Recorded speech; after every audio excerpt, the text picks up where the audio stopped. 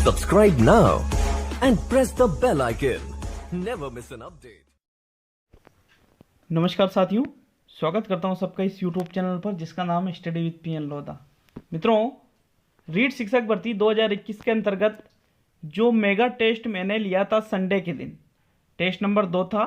Level first, level second, SST, science, maths सभी के जो डाउटफुल प्रश्न थे जिन पर आपने आपत्तियां दर्ज कराई थी और कहा था कि सर इन प्रश्नों के उत्तर गलत है, तो बिल्कुल उन प्रश्नों के उत्तर कौन से गलत है या फिर जो मैंने बताए वो ही सही है, वो आज इस वीडियो में आपको बताने वाला हूं। तो आप लेवल 1 से हो, लेवल 2 से, एसएसटी या गणित से हो, ये वीडियो आपके लिए बहुत ही ज़्यादा इम्पोर्टेंट है। और अगर आपने उस टेस्ट को अटेंड किया था तो फिर यूँ मान के चलिए कि इस वीडियो को पूरा ही देखना पड़ेगा आपको, क्योंकि मैं आपको बताना चाहूँगा कि जब रीट का एग्जाम होगा और जो मैंने प्रश्न लिए हैं अगर वो प्रश्न आ जाता है और मैं उनमें करेक्शन करता हूँ और आप पूरा वीडियो नहीं देखते हो तो इसके जिम्मेदार आप खुद रहेंगे, मैं इसका कोई जिम्मेदार नहीं रहूँगा। तो साथियों, बिल्कुल 4 से 5 ऐसे क्वेश्चन है जिनका आंसर चेंज होगा, बाकी मैं बिल्कुल आपको प्रूफ सहित बताने वाला हूँ कि कौन से प्रश्न का कौन सा उत्तर सही है। तो मैंने कमेंट भी देखे, बहुत सारे नेगेटिव कमेंट भी थे कि जब प्रश्न का आंसर ही पता नहीं है तो फिर प्रश्न टेस्ट बनाते क्यों हो, वगैरह वगैरह मैंने बहुत सारे देखे। देखो, मैं एक बात आपसे कहना चाहूँगा कि आप लोगों में मतलब अपने आप को मतलब यार ये एक सोचने वाली बात है कि जब रीट का पेपर माध्यमिक शिक्षा बोर्ड लेती है तो वहाँ पर कम से कम 15 प्रश्नों के आंसर चेंज होते हैं। तो उस टाइम पे क्या कि माध्यमिक शिक्षा बोर्ड को पेपर नहीं लेना चाहिए रीट का? मतलब दिमाग नाम की चीज़ ही नहीं है यार, ऐसी बात कर देते हो। लेकिन फिर भी बिल्कुल मैं आपको क्लियर करना चाहूँगा। सबसे पहले मनोविज्ञान के जो डाउट वाले प्रश्न हैं जिन पर आपने कमेंट किया था बिल्कुल सकारात्मक तरीके से, मैं उनका बिल्कुल सही जवाब दूंगा साथियों। तो चाहे आप लेवल 1 से हो, लेवल 2 से हो, साइकोलॉजी की दोनों में सेम रखी थी मैंने। तो यहाँ पर मित्रों जो सबसे पहला प्रश्न है उसकी तो हद ही नहीं, इतने कमेंट आए उसके बारे में, इतने कमेंट आए।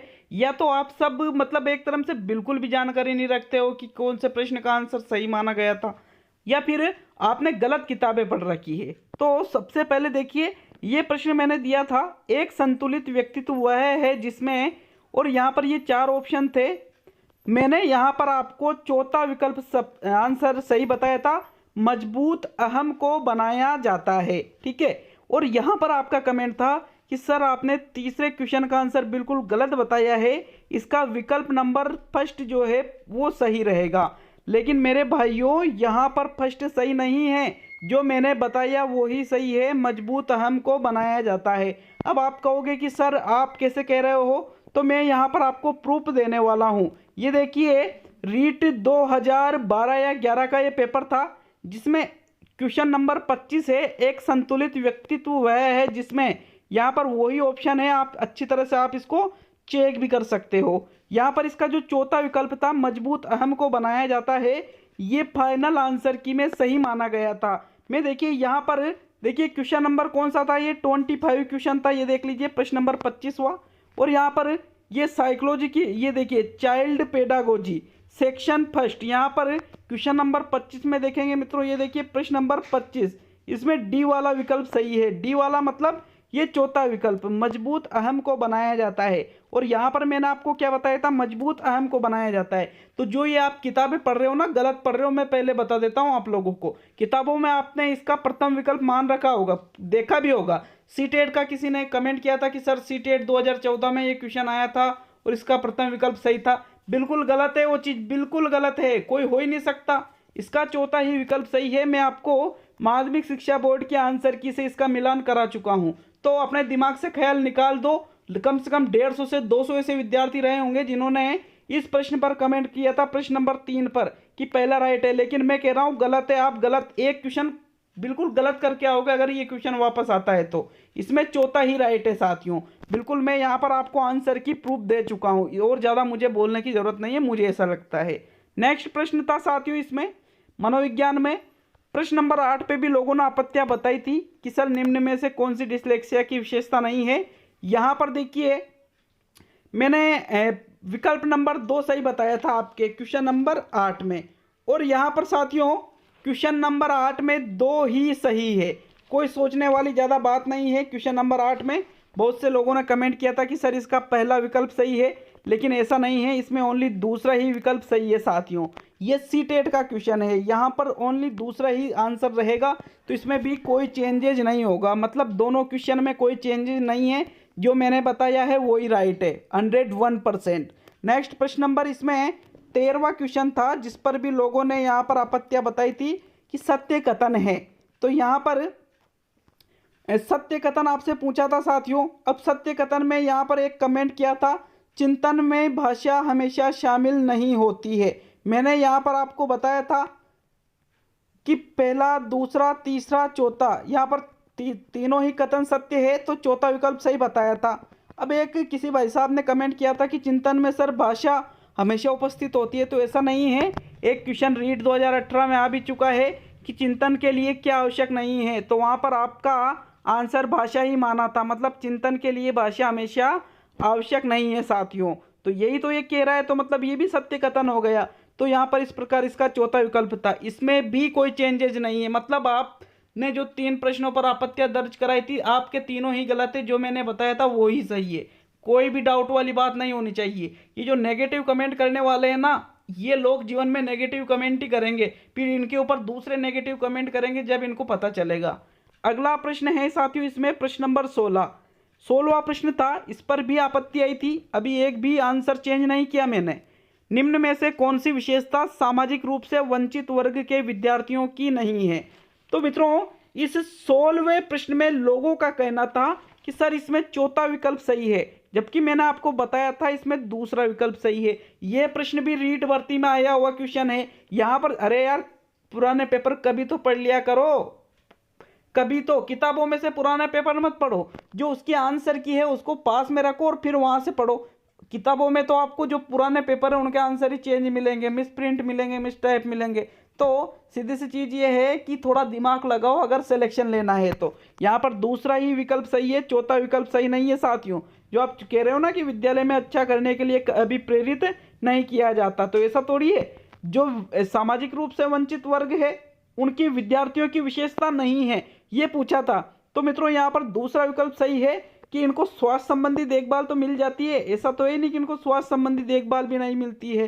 तो दूसरा विकल्प ही यहाँ सही माना गया था माध्यमिक शिक्षा बोर्ड अजमेर के द्वारा। मित्रों, साइकोलॉजी का ही अगला प्रश्न था। मतलब अब भी कोई चेंजेज नहीं किया मैंने, जो बताया है वो 100% सत्य है साथियों। प्रश्न नंबर 24 में भी आपने बताया था, इस पर भी बहुत ही ज़्यादा कमेंट आए। व्यक्तिगत विभिन्नताओं के आधार पर शिक्षा देने हेतु निम्न में से कौन सा विकल्प उपयुक्त है? यहाँ पर मैंने आपको बताया था बुद्धि के स्तर के आधार पर बालकों का कक्षा विभाजन, और आपका कमेंट था मित्रों बाल केंद्रित शिक्षण विधियों का प्रयोग। फिर मैंने आपको इस क्वेश्चन जब ये टेस्ट करवाया था तो मैंने आपसे ये भी कहा था कि यहाँ व्यक्तिगत विभिन्नता की बात की जा रही है। तो शिक्षा देने, व्यक्तिगत विभिन्नता मतलब कि जो प्रतिभाशाली बालक है, जो मंदबुद्धि बालक है, जो सामान्य बुद्धि बालक है, उसके आधार पर तो व्यक्तिगत विभिन्नता हुई। तो इसी आधार पर बुद्धि के स्तर के आधार पर हुई साथियों, इसलिए इसका प्रथम विकल्प सही माना गया है। यहाँ पर चौथा विकल्प सही नहीं है, इसका मैं आपको प्रूफ देता हूँ। इसको 3 से 4 किताबों में मैंने देखा, हर जगह पहला विकल्प है। और इसके अलावा ये आया हुआ क्वेश्चन है, मैं वो भी बता देता हूँ आपको। तो मित्रों देखिए, ये जो प्रश्न है आप गूगल पर भी सर्च कर सकते हो। और ये प्रश्न था व्यक्तिगत विभिन्नता के आधार पर शिक्षा देने हेतु तो निम्न में से कौन सा विकल्प उपयुक्त है?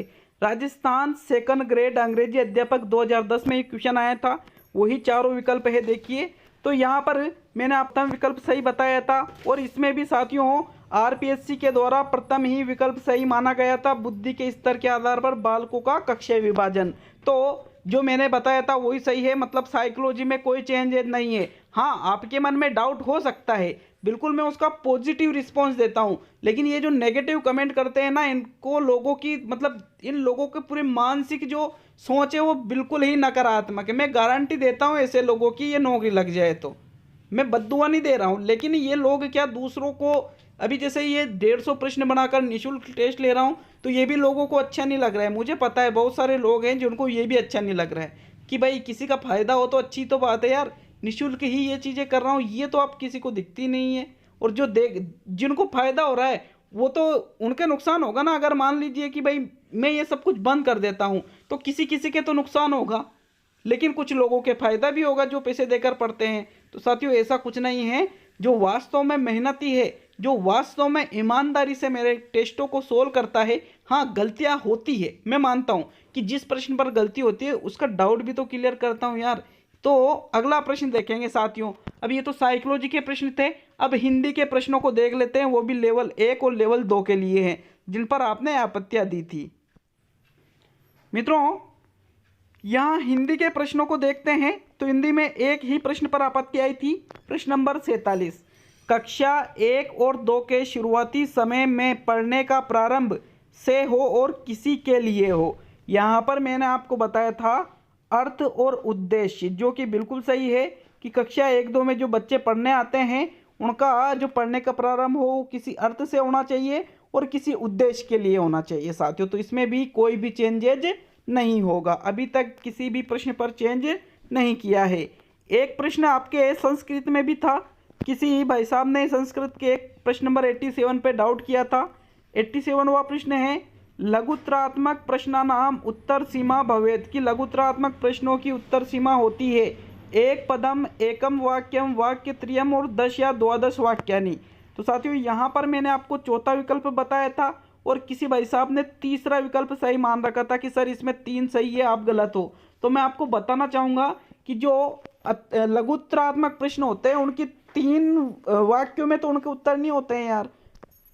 बोर्ड का आया हुआ क्वेश्चन है, ये भी संस्कृत में, ठीक है, माध्यमिक शिक्षा बोर्ड रीट का क्वेश्चन है और बोर्ड ने इसमें चौथा ही मान रखा है साथियों। तो इसमें भी कोई चेंजेज नहीं होगा, मतलब हिंदी, मनोविज्ञान और संस्कृत इसमें कोई चेंजेज नहीं है साथियों। अब इसके बाद में पर्यावरण में लेवल फर्स्ट वालों के लिए है, लेवल जो फर्स्ट वाले हैं उनके लिए पर्यावरण के 3 प्रश्न हैं जिनमें चेंजेज है या नहीं है, उनको देख लेते हैं। तो यहाँ पर लेवल फर्स्ट में पर्यावरण में प्रश्न नंबर 124 पर इन्होंने आपत्ति दर्ज की थी कि कन्या भ्रूण हत्या को सरकार ने किस वर्ष अधिनियम बनाकर प्रतिबंधित किया, 2004, 2006, 2008 और 2003। तो साथियों यहाँ पर बिल्कुल आपका जो सटीक आंसर है प्रश्न नंबर 124वें में वो रहेगा मित्रों आपका जो 2006वां, मतलब दूसरा विकल्प यहाँ सही है। कन्या भ्रूण हत्या को सरकार ने 2006 में अधिनियम बनाकर प्रतिबंधित किया था, तो इसमें 2006 सही है। मैंने एक प्रश्न में 2008 भी बताया था, ऐसा ही कुछ प्रश्न था, तो उसको आप गलत कर लीजिए, 2006 ही आपको याद रखना है साथियों, ये चेंजेज कर लेना है, ठीक है। एक प्रश्न में अभी आपके चेंजेज हुआ है। अब पर्यावरण वालों के लिए नेक्स्ट प्रश्न था, हरी बाली रोग किस फसल में होता है, ज्वार, बाजरा, गेहूं और जौ। तो यहाँ पर हरी बाली रोग के संबंध में मैंने आपसे कहा था कि भाई इसमें जौ में होता है साथियों, किताब में जौ दे रखा था जो बिल्कुल गलत है। यहाँ पर हरी बाली रोग बिल्कुल बाजरा में होता है, यहाँ पर आप बिल्कुल सही हो, मतलब यहाँ पर आपका दूसरा विकल्प सही है, यहाँ पर मैं गलत हूँ, ठीक है। तो इसमें आपको संशोधन करना है विशेष तौर पे, मैं कह रहा हूँ, इसलिए वीडियो को पूरा देखिएगा साथियों। तो यहाँ आपका दूसरा विकल्प सही रहेगा, बाजरा में हरी बाली नामक रोग होता है। आपके एक प्रश्न चेंज हो चुका है।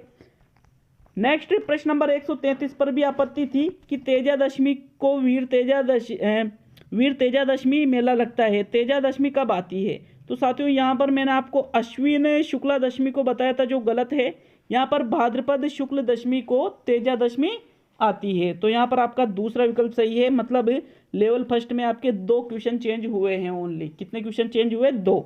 भाद्रपद शुक्ल दशमी आपको याद रखना है, तेजादशमी वाला। तो ये पर्यावरण के क्वेश्चन थे साथियों। अब देखने वाले हैं हम गणित के क्वेश्चनों को, और विज्ञान और गणित जो सेकंड लेवल वाले हैं, सेकंड लेवल वाले।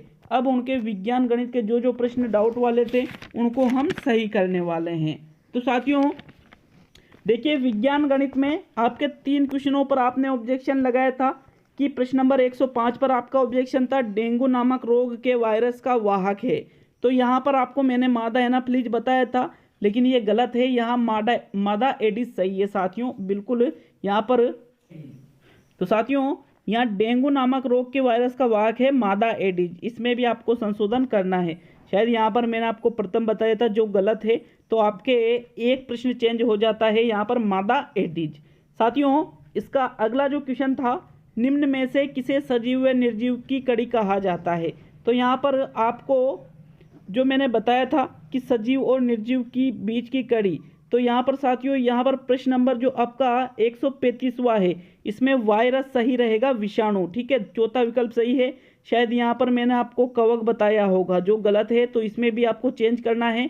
2 क्वेश्चन आपके चेंजेज हो गए हैं। सजीव और निर्जीव के बीच की कड़ी किसे कहा जाता है, विषाणु या वायरस को। तो साथियों इसमें आपको चेंज करना है। और इसका अगला प्रश्न था साथियों, प्रश्न नंबर 141, निम्न में से विषाणु जनित रोग है। यहाँ पर किसी भाई ने कमेंट किया था कि सर इसमें दूसरा भी सही है और पहला भी सही है। तो मित्रों यहाँ पर बिल्कुल विषाणु जनित रोग की यहाँ पर बात करें तो बिल्कुल आपका पोलियो और पीलिया दोनों ही विषाणु जनित रोग है साथियों। मतलब प्रथम विकल्प भी सही है, दूसरा भी आपका सही विकल्प है। तो ये थे प्रश्न। SST के प्रश्नों को मुझे ऐसा लगा नहीं कि किसी ने यहाँ पर उन्होंने कि भाई कमेंट किया हो कि सर इसमें ये राइट रहेगा। तो आप जब भी कंफ्यूजन वाले प्रश्नों पर कमेंट करें कि सर इसमें ये राइट रहेगा, तो उसके नीचे लिख देना कंफ्यूजन सबसे पहले लिख देना और फिर अपना आंसर लिख देना साथियों। तो मित्रों आज के ये प्रश्न थे जिन पर मैंने बिल्कुल डाउट क्लियर करने की पूरी कोशिश की है। और आशा है आप अगला जो संडे का टेस्ट है 150 प्रश्नों का मेगा टेस्ट सभी के लिए, उसको भी जरूर अटेंड करेंगे। देखिए कुछ 2-5 प्रश्न यहाँ पर चेंज हुए हैं, 5 या 6 प्रश्न चेंज हुए हैं सभी के। तो आप सोच के तो देखो यार, जब माध्यमिक शिक्षा बोर्ड रीट का पेपर कराती है तो वहाँ पर खुद वो 10-10 क्वेश्चन हर जगह चेंज कर देती है, और यहाँ पर तीनों की जगह मैंने सिर्फ 5 या 6 प्रश्नों में आंसर चेंज किया है। तो थोड़ा आप भी सोच लिया करो इस चीज़ को। तो मिलते हैं दोस्तों अगले वीडियो में।